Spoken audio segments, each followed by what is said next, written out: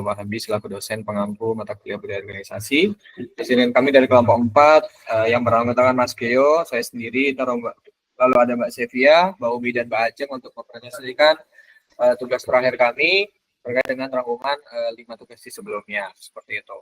Terkait bab yang pertama, terkait diagnosis awal dan analisis strategi. HMPS menunjukkan profil organisasi dinamis yang secara strategis mengarah pada budaya adhokrasi.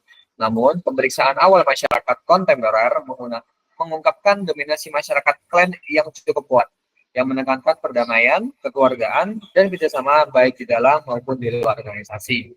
Pesta ulang tahun dan Hafres adalah 2 contoh tradisi yang dengan jelas menunjukkan nilai kekeluargaan ini.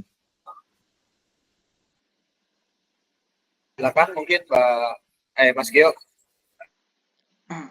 Yang selanjutnya analisis gaya kepemimpinan dan CVF. Berdasarkan analisis menggunakan Competing Values Framework atau CVF budaya, organisasi di HMPS Manajemen Universitas Ahmad Dahlan didominasi oleh tipe klan yang menekankan hubungan kekeluargaan, kerjasama, dan dukungan sosial. Setiap divisi dalam HMPS memiliki karakteristik budaya yang sesuai dengan tugas dan fungsinya. Divisi HRD dan Sparta lebih kental dengan nilai klan, sementara divisi The Movie menggabungkan elemen klan dan adhokrasi. Baik, selanjutnya transformasi budaya organisasi HMPS Manajemen UAD menghadapi tantangan budaya seperti kurangnya profesionalisme, komunikasi yang tidak efektif, dan regenerasi yang lemah. Oleh karena itu, dilakukan strategi perubahan budaya mencakup 4 aspek utama. Yang pertama, simbolik, yang kedua, struktural, yang ketiga, SDM, yang keempat, ada komunikasi, yang kelima, nilai inti. Implementasi dilakukan bertahap, jangka panjang, jangka menengah, dan jangka pendek. Dengan monitor berkala, tujuan akhirnya adalah menciptakan HMPS yang progresif, profesional, dan berdampak nyata.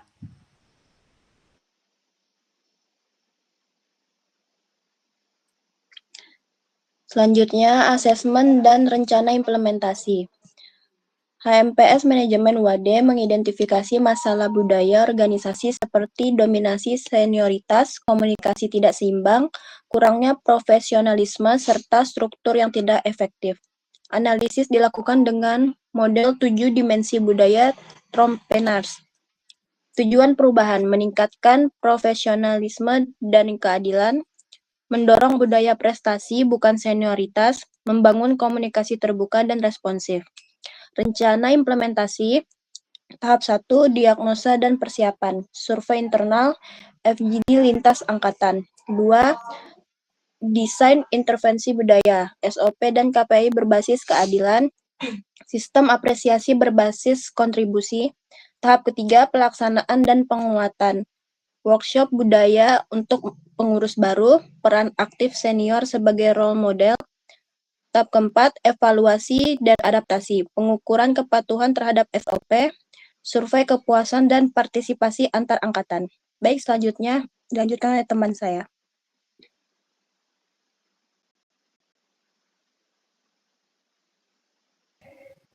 Baik, selanjutnya strategi komunikasi dan monitoring. Perubahan budaya adalah proses yang kompleks dan membutuhkan komunikasi yang konsisten, transparan, dan berkelanjutan. Yang satu, fase persiapan dan perencanaan. Identifikasi budaya saat ini dan budaya yang diinginkan.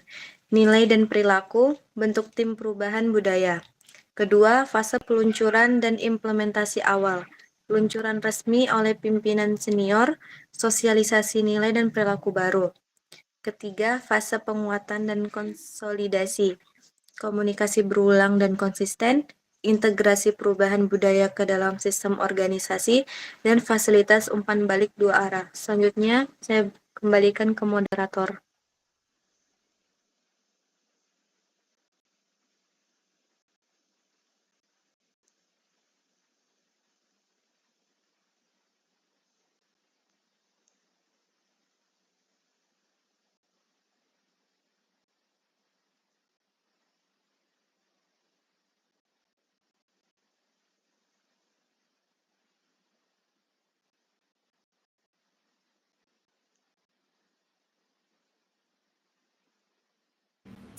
Sebelumnya mohon maaf tadi data belum kok on ya mic-nya. Izin Bapak Abdi, terima kasih atas bimbingannya selama 1 semester kemarin.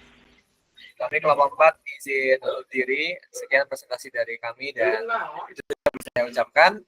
Kalau lebih mohon maaf. Wassalamualaikum warahmatullahi wabarakatuh.